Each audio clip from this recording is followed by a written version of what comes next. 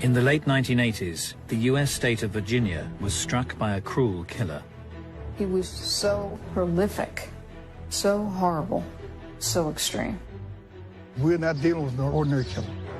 His violent campaign spreading terror. If you're not feeling safe where you are, then just nail your window shut.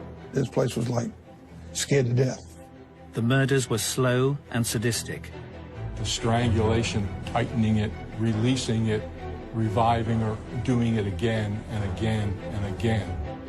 But what drove these heinous crimes? What is sadistically important is that he is in total control over the victim. He was a bad guy. Was the twisted perpetrator born to kill? Richmond is sort of a compact city. There's a healthy mix of people who are well off and people who are not. In the mid-1980s, the affluent areas of Virginia's capital were far removed from its more troubled neighborhoods. Richmond was sort of a sleepy southern town. Any crime you heard of was gang crime, tucked away someplace in the city that, you just didn't think anybody but the bad guys went to. One seemingly safe haven was the peaceful district of Southside. The homes are old, they're large, made out of brick, and so it's a nice place.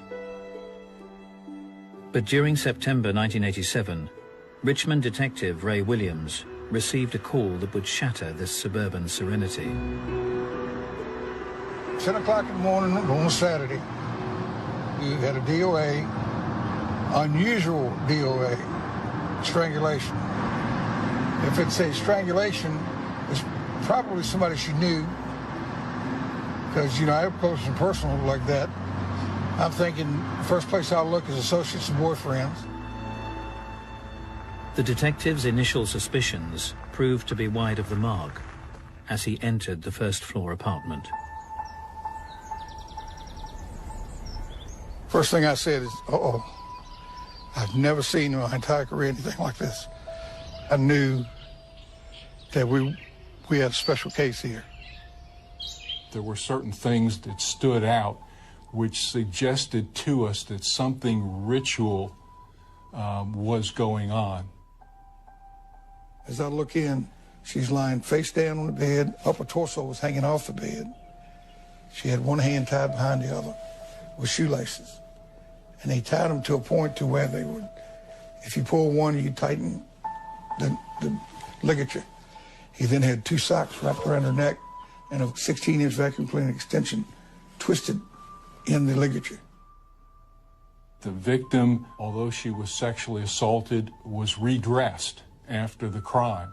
There was a large deposit of pure, uncontaminated seminal fluid, which could have only come from masturbation.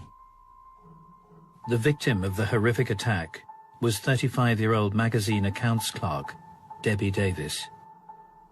Debbie was my bookkeeper. She lived alone. She'd been married briefly and divorced. Warm smile, very engaging, very friendly. Ray Williams and Glenn Williams came to my door.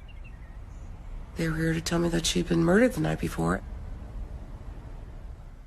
I think I just nearly fainted. I never could imagine anything that could happen to a friend of mine. This sweet woman didn't have an enemy in the world.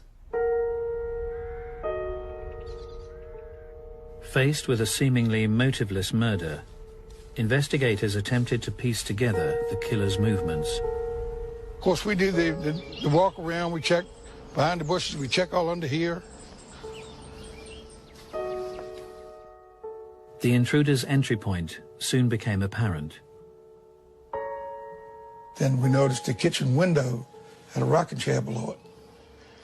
Now he balanced that rocking chair right here, cut the screen and crawled right in that window. It told me one thing, it told me it would be somebody very agile, somebody very strong. You can see, I'm standing here and the rocking chair is probably, the seat of the rocking chair is no higher than where that vent is. So look how high he's got to be strong enough to lift himself up and then get in that window. And I'm saying, this guy's got to be a hell of an athlete to be able, strong enough to do that. And we feel like when he gained entry, he was there waiting for her to come home. The perpetrator would use his time to prepare for the attack. He used materials that were on the scene. He didn't bring things with him. And the killer's use of the homemade tourniquet was chillingly sadistic. And he raped her and choked her, and then she would come to and he would choke her again, and he repeated this process a number of times. It was particularly brutal. As the details became known, when we found out exactly how he did kill her, it was really awful. It was really terrible. He did awful things. He tortured her. He strangled her and tortured her and watched her die, like squeezing a little baby bird. That's what he did. As detectives investigated the macabre crime scene, they soon realized they were dealing with a meticulous adversary. When I get my reports back from forensics, there's no hair, no fibers, no physical evidence, no nothing. No witnesses, nobody talking about it. The police didn't have any immediate idea how the killer might be related to the victim. Usually they can figure that out fairly quickly. In this case, they clearly didn't. You know, this guy's awfully bold to go in and do the things he did to her with people in the apartments next door. Yet nobody heard anything. The Southside residents were shocked by the brutal slaying, but the silent killer was already planning to terrorize their neighborhood again. In September 1987, the Southside district of Richmond, Virginia, suffered a horrific murder at the hands of a sadistic killer. 35-year-old Debbie Davis was strangled in her own home in a prolonged, twisted attack. Police struggled to find a lead, and 2 weeks later, Detective Ray Williams was called to peaceful Southside once more. Quiet neighborhood, look, hear the birds. It's middle class, nice homes, very low in crime, including burglaries. Very seldom you get a street robbery.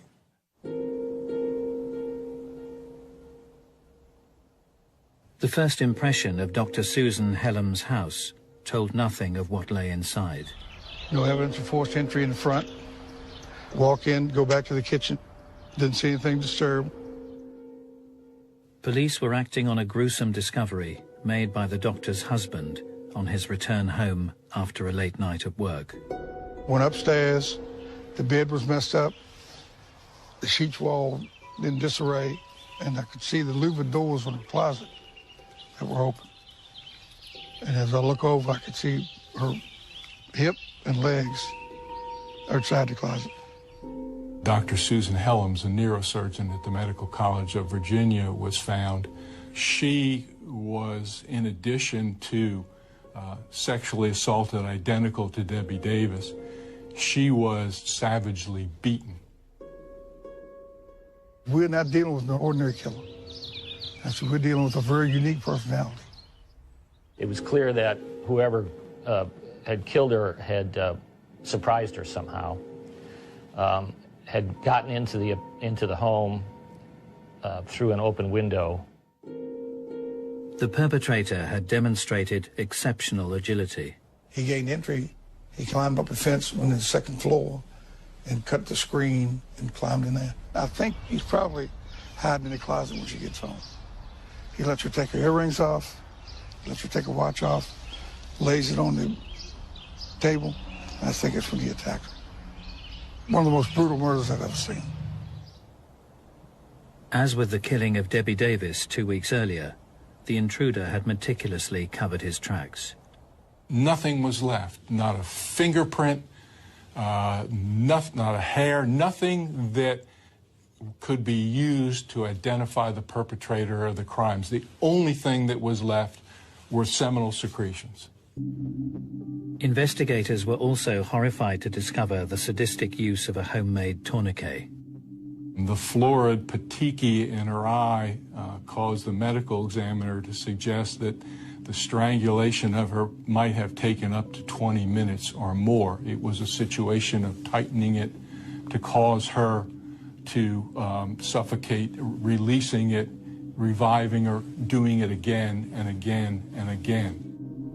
What is sadistically important is that he is in total control over the victim, and having her die slowly and having her suffer and having her know that he is in complete control of her life is arousing to him. And so he's going to try to prolong her agony as much as he possibly can in order to satisfy himself.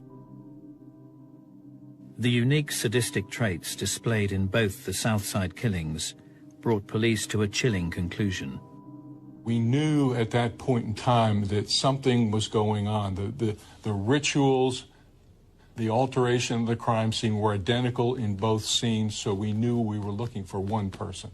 I said, it's the same son of a bitch killed Debbie Davis, killed her. And I mean, the city went into a panic.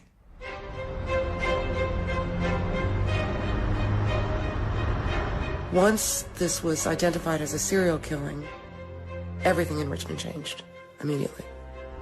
You could walk through Forest Hill Avenue, every light over there was lit. Every lock, deadbolt lock, in every hardware store sold out. We had somebody come in and say to women in particular, if you're not feeling safe where you are, then just nail your window shut. Man, this place was like scared to death. As the pressure mounted, police would turn to the FBI for a profile of the killer, now dubbed the Southside Strangler. We tended to think, quite candidly, that we were looking for a white guy, probably about 30 years old, somewhere in that neighborhood. Intelligence, he'd be a loner, he wouldn't talk about his crimes, he'd roam at night. The previous history of this, we didn't know whether it was in Virginia or somewhere else in the United States, but that this wasn't a beginner. This was an experienced individual who had done this. As the police investigation progressed, a clue came to light. The victims were unwittingly connected. Debbie Davis worked as a bookseller in a bookstore at a mall. And we went back through all the records and found out that, in fact, Dr. Susan Helms had actually purchased books in that store and had written a check to Debbie Davis for a purchase of books in that store. The two victims had frequented the Cloverleaf Mall in nearby Chesterfield County. This entire area here was stores and stuff. People drove up into it, and then you could walk into the mall, and there were different stores inside. The popular hangout was often bustling with shoppers, but amongst the crowds, a solitary figure would go unnoticed. 25-year-old Timothy Spencer wasn't known to many of the locals. He was over 100 miles away from his hometown of Arlington, Virginia, a quiet suburb of Washington, D.C. Arlington is pretty much, they call it a bedroom community. It's more residential than anything. It has its areas that are more dangerous than others, obviously. It's typical of any close-in suburban area of a major metropolitan city. Born in 1962, Timothy Spencer was raised in the Green Valley district of town. There's little small dead-end cul-de-sacs that run up all down through here. I would describe it as a lower-income neighborhood. However, it has areas where there's very hard-working people lived here for years and years. His mother and his father were both, had some college, they had jobs. They were divorced at some point. Spencer's mother juggled a busy life, bringing up her children as a single parent. My mom is the best mom in the world. She provided everything. She spent time with us. We had meals at the table. So we were pretty much a structured family. As the older sibling, Timothy would naturally look out for his younger brother. It was Christmas, and I got an orange bike with the training wheels on it. So we go out on the street, and he was like, hey, first thing we gotta do, we gotta take these training wheels off. And for about 5 hours, we just rode around, and he was behind me with his hand on the seat, just, you know, just guiding me. And it's funny because I ran right into a car. Boom! And he said, you can't be looking back at me. You got to keep your eyes on the road, and, you know, just a whole spiel. So he was definitely, you know, a loving brother. Although quiet, Spencer stood out in the neighborhood. He was gorgeous, man. My brother was dynamite gorgeous. I used to be with him and people scream because he looked so good. Hazel eyes. That's what made him unique. They changed like the weather. He was always quiet around everybody, but when he and I were together, it was, you know, we would talk like brothers and laugh and, you know, tell each other things, and that's my big brother, man. A person who becomes singled out because they're very attractive or they're very unique in a way that people respond to and treat as if they're quite special, especially if they're already narcissistic, they will believe that they should be accorded certain treatment, and when they don't get it, they could get angry. Spencer increasingly struggled to conform. His behavior drastically deteriorated during his school years. He was a poor student. He was difficult. He may have been intelligent enough, but did very little in school.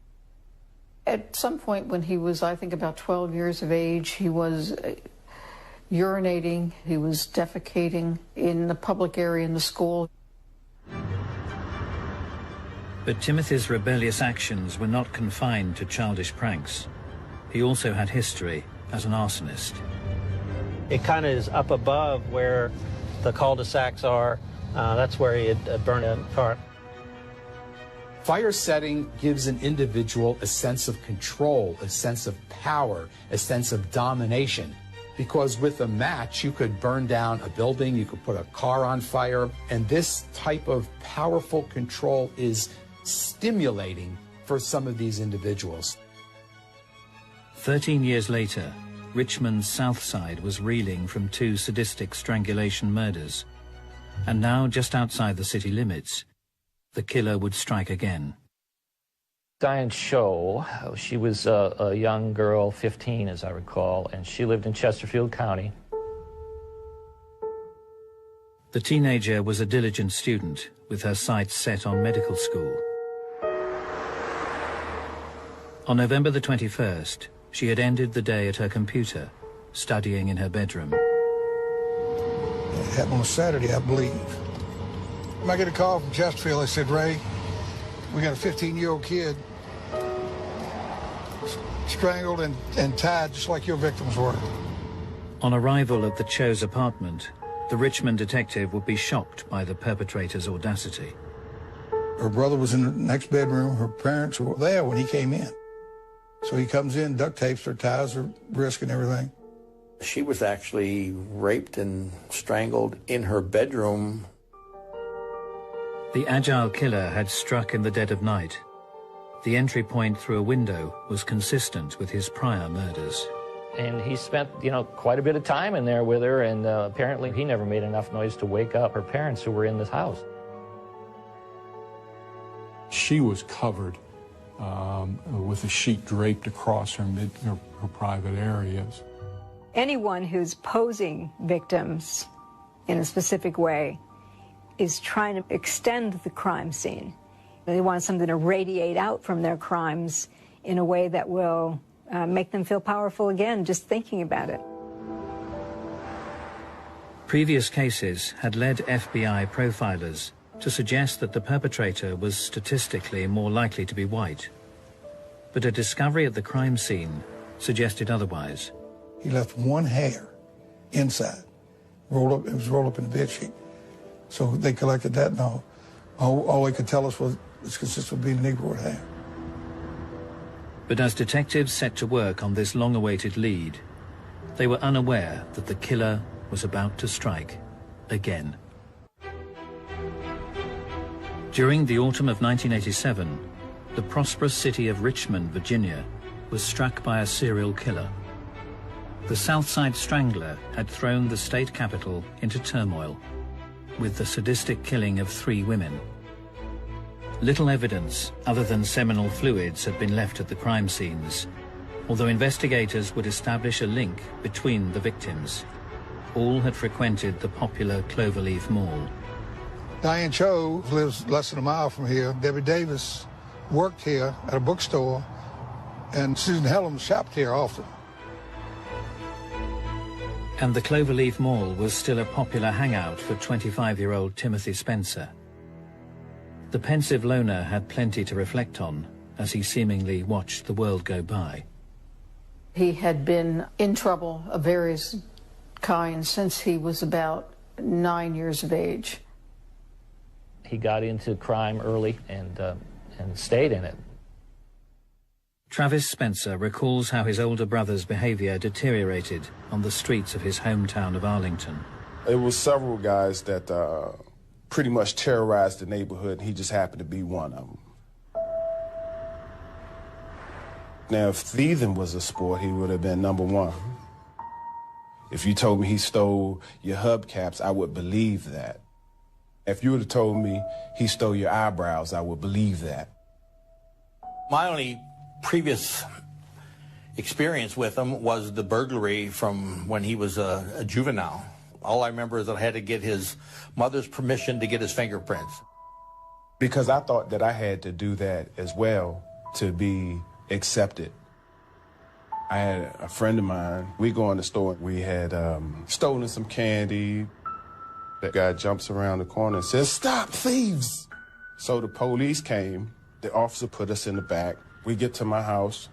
My mom came to the door and saw it was me, and her whole face changed like, no. And when my brother got home, I'm like, yeah, this is our bonding moment. And he looked at me with the seriousness in his eyes and said, you know, don't ever steal. You know, don't be like me. Be better than me. As Timothy Spencer approached his 20s, his escalating career of crime would lead to severe consequences. The eventual burglary that he went to prison for was not too far from here. We're in the South Arlington, the border with the city of Alexandria. I break into a house, and the cops caught him inside. That's why he got his time. He was serving time for B&E. The jail part, now that right there, that was the part of me growing up. I used to cry all the time when I used to go see him because, you know, I couldn't understand why he was behind there. And as I got older, I understood right from wrong. And if you do wrong, that's where you go.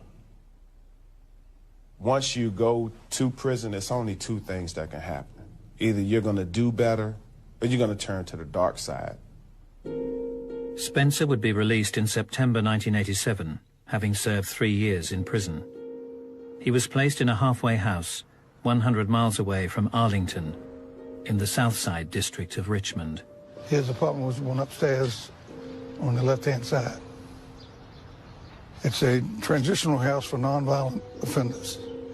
If they're nonviolent, they bring them right after serving a certain amount of time to acclimate them back into society. As Spencer settled into his new surroundings, he would keep the staff and residents firmly at arm's length. He was a loner. He didn't talk to anybody, didn't have any friends. But when he ate near the end of the table, would not engage in conversation. If they watched TV, he'd sit on the other side of the room. However, Spencer did cultivate a relationship with a female member of staff. Servicing her car opened up opportunities for the reclusive resident. The only person he talked to was a woman whose car he used to work on so he could drive. Spencer would cruise the local neighborhood and visit the Cloverleaf Mall in nearby Chesterfield County, supposedly returning in daylight hours. Normally on a halfway house, you're let go to go out and work, and you have to come back in at night. You're not allowed to go out overnight. But Spencer wasn't playing by the rules. They're supposed to be supervised, checked in, checked out, but it was not run well at all. Timothy Spencer continued to roam the streets at will.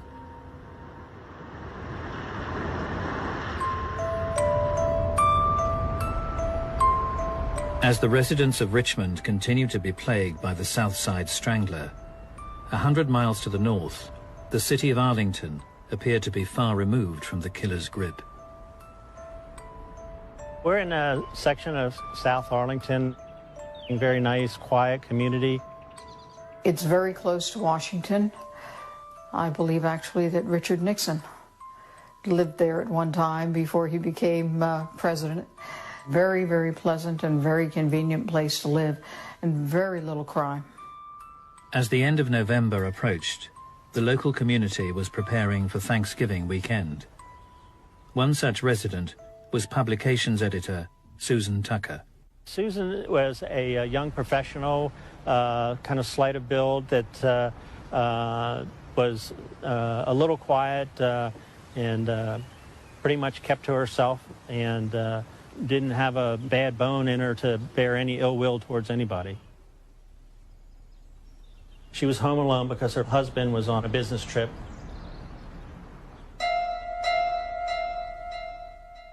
As Thanksgiving weekend drew to a close, Arlington detectives were called to Susan's address in the Fairlington district. My partner, Joe Horgus, and I, we were both off duty when we got the call. On the outside, it was pointed out to me where it was suspected the point of entry, which was like a basement window.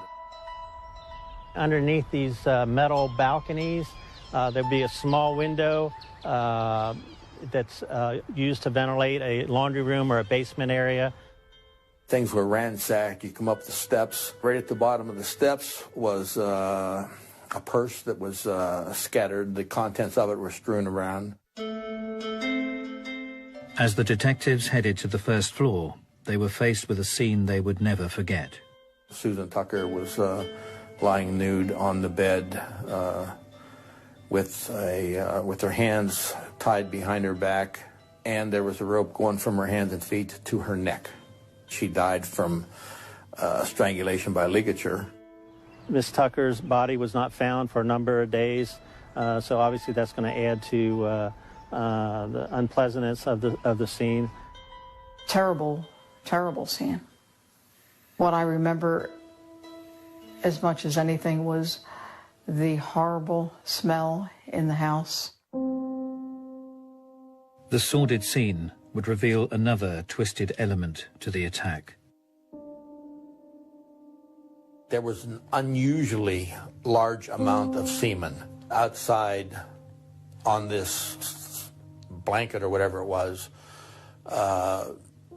The thought was that as he was killing her, he was probably masturbating. The gruesome murder bore no witnesses, but the sadistic nature of the strangulation prompted investigators to look to the past. Because there were so few homicides in Arlington, and very, very few of that type, as soon as they saw the way the body was with the ropes, they immediately thought of a homicide that had taken place 3 years earlier of Carolyn Hamm.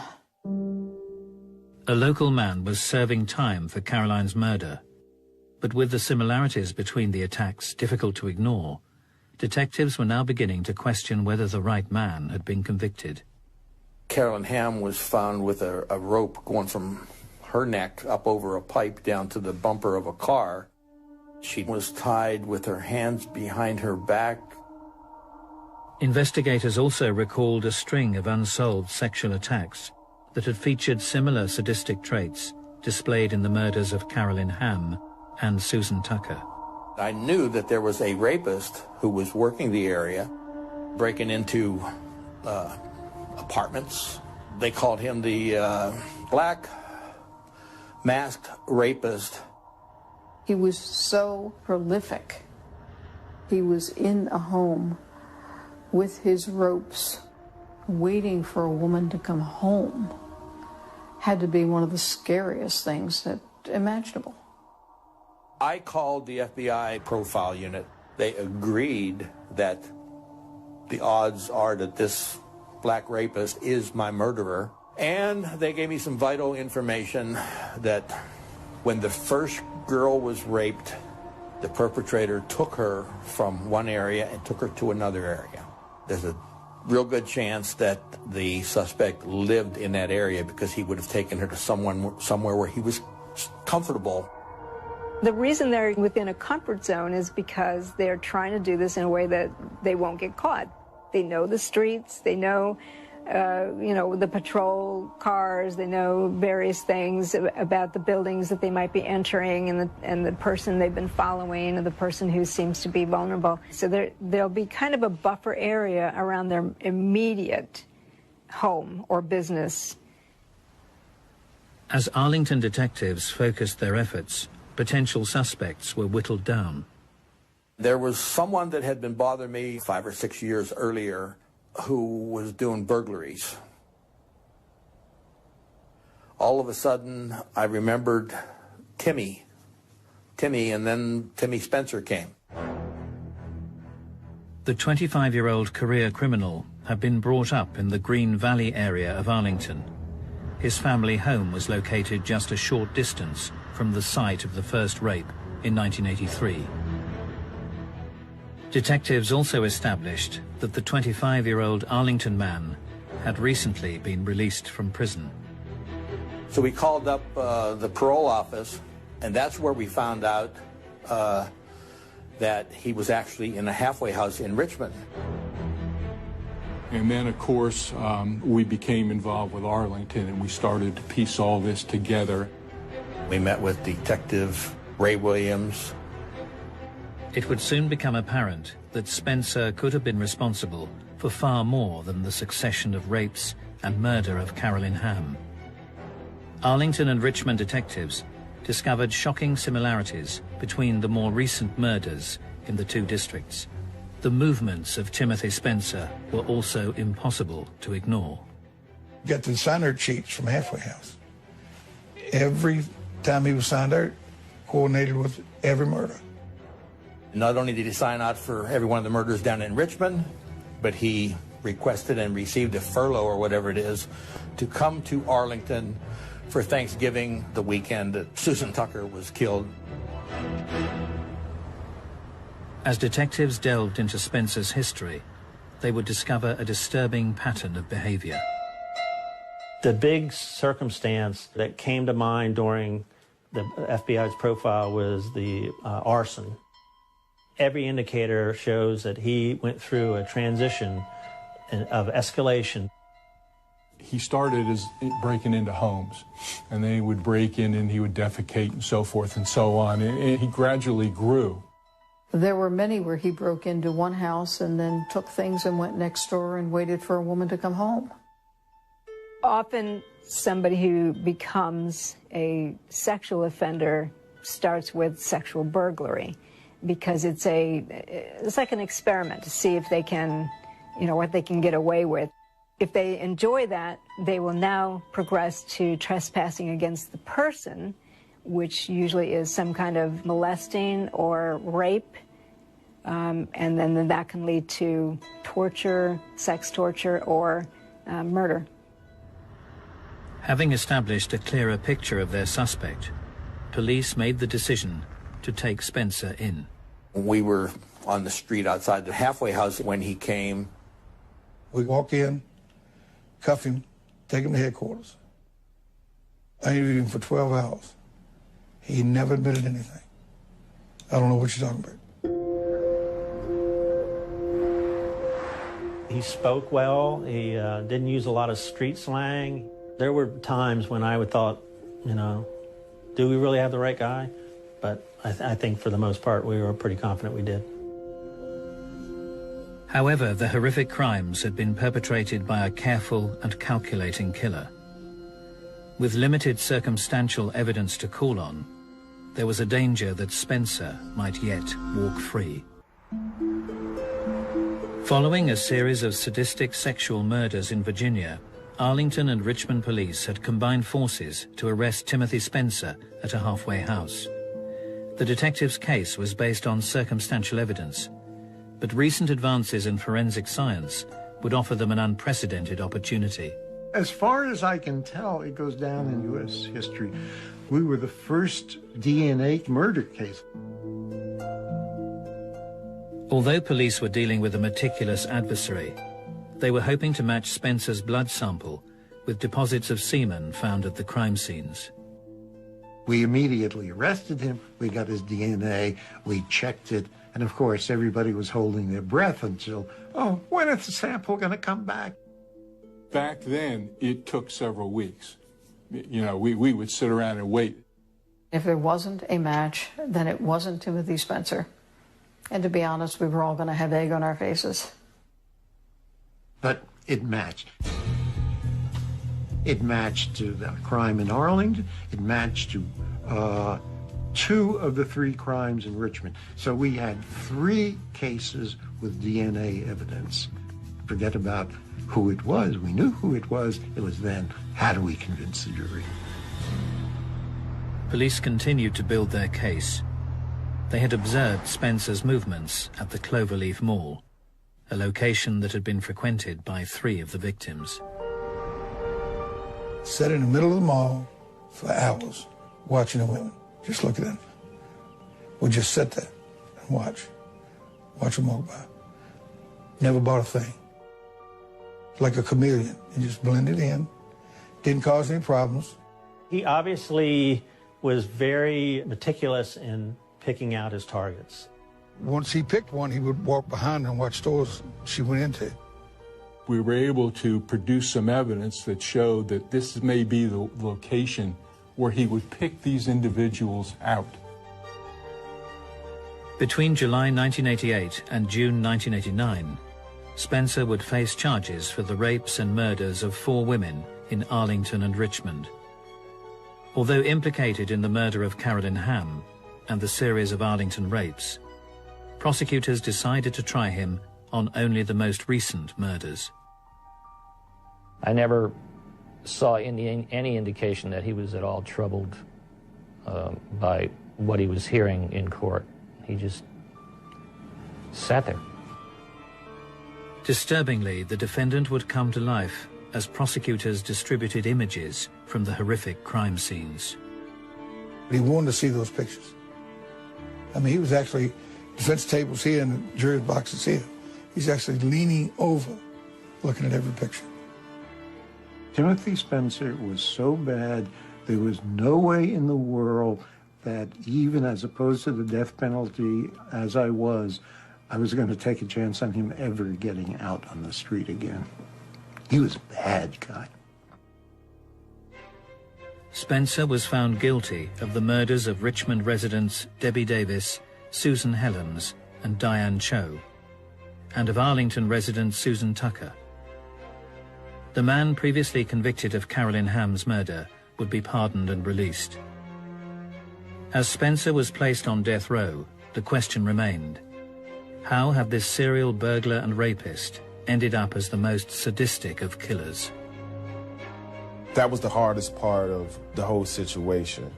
Like I said, you told me something about some stealing. But murder, I never could see my brother actually murdering somebody. He was a very angry person, a controlling person. He wanted to control people. He obviously hated women for some reason. It's not the sexual part of the crime that doesn't give them the satisfaction. For some reason, they've harbored this inner anger towards women. He's escalated to his torturing people. The torture part is part of the anger and releasing that anger towards your victim. It's like an experiment to see if they can, what they can get away with. Once they have someone and they've subdued them and they know that that person's not going to escape, they want to prolong that feeling of power over this person. But what was the root of this twisted fury? Was Timothy Spencer a born killer? I think something wasn't really right in the mind. If somebody's ill, that's treatment. That needs to be with medication, some doctoring. Me growing up in that household, he was definitely ill. We don't see any genetic thing that turns a person into a sex murderer. But if he's also a predatory psychopath, We certainly are finding that there are brain factors in terms of areas of the brain that don't inhibit aggression and areas of the brain where moral decision-making is made that are atrophied. So you get a sex killer who's also a psychopath, it's more likely that person will become an aggressive offender. I wouldn't say he's a born killer, but that deviant sexual arousal pattern is certainly hardwired. And with other events in individuals' development and childhood could set the stage for somebody to act out. Timothy Spencer was executed at the Greensville Correctional Center on April the 27th, 1994. They called me, they said, "You coming down?" I said, "No. I deal in death every day. And it's just a legal way for the state. You're still killing somebody." I mean, I'm not saying he didn't deserve to die, because he'll never kill anybody else. But I still have mixed emotions about death penalty. That day, phew. Yeah, I was there. I was there the last day on this earth when they told us we had 2 minutes left to talk to him. You know, for you to be sitting there with a person perfectly healthy, they damn near had to pry us apart. I do remember the day that he was to be executed was a very unusual day for me. And I remember not being able to speak to people all day long and just carrying it around with me, remembering my friend. For many, the actions of this sadistic killer are simply a terrible chapter from the past. But for some, the pain lives on. I think that to be able to do what he did and to murder my friend in the method that he did, he was an absolute monster. He was the personification of evil. Most evil person. He was certainly the worst person that I encountered in the 25 years or so that I was in that kind of environment. You have those nights where you dream of them and you wish you could just hold them and hug them, and they're just not there. They're just not there. Wake up out your dream, crying 9 times out of 10. He did what he did. No doubt about that. We can't erase it. We all are crime victims. Life still goes on. And, you know, it's still a constant struggle. And I'm sure the victims' families, you know, they're struggling as well, you know. Nobody's a winner in this situation.